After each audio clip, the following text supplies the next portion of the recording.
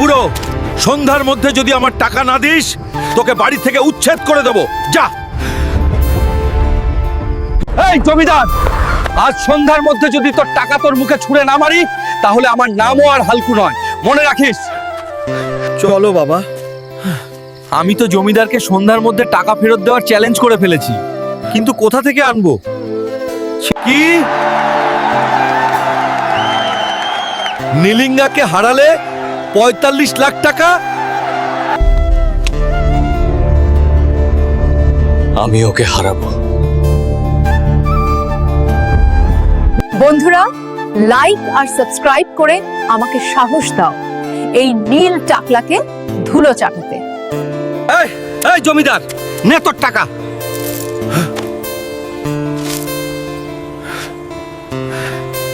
আমি আপনার সঙ্গে খুব ভুল করেছি, আমাকে ক্ষমা করে দিন।